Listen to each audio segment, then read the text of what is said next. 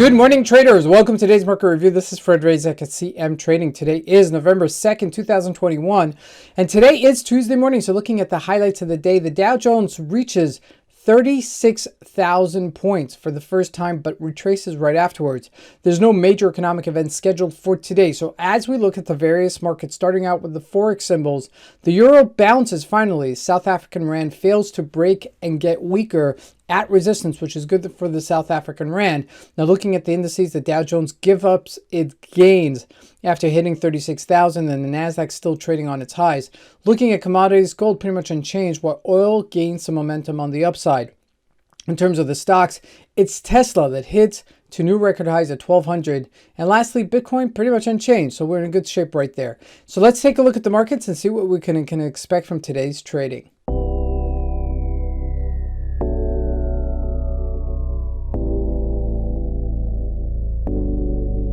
So here we go. We're starting out with the Euro USD at a 4-hour chart.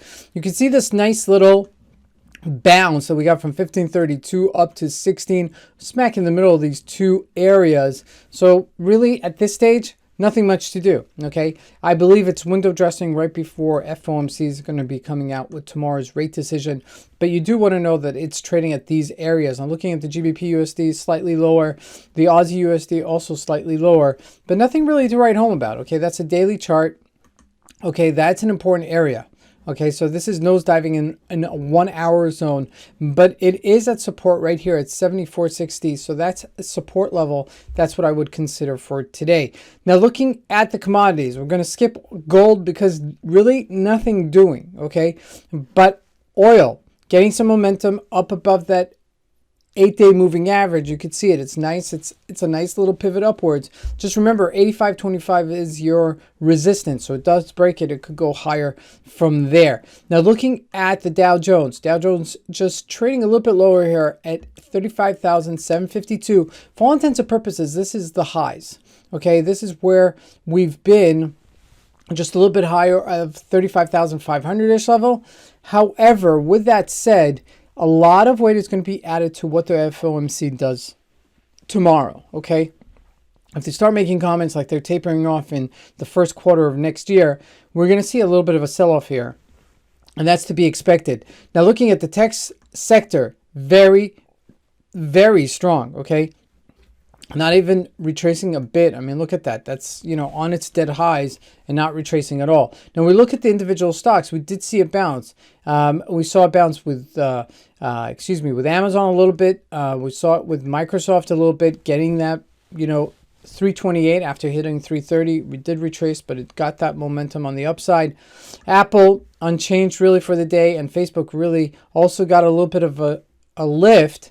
Question is whether or not this is sustainable, and this is my argument, is that in all intents and purposes the markets are in a recession in the States. Okay, so there's no reason for us to be trading in all-time highs, besides for the fact that the markets are being sustained by the central governments. Now at a certain point they're going to have to taper off from this assistance, okay, and I call that very, very loosely, because there's so much money you can print all at one time. Okay, the US is in a situation where they're going to have to come up with some sort of plan in terms of their expenditures, because otherwise they're going to have to shut down the government. That's still something that's pending in the background here.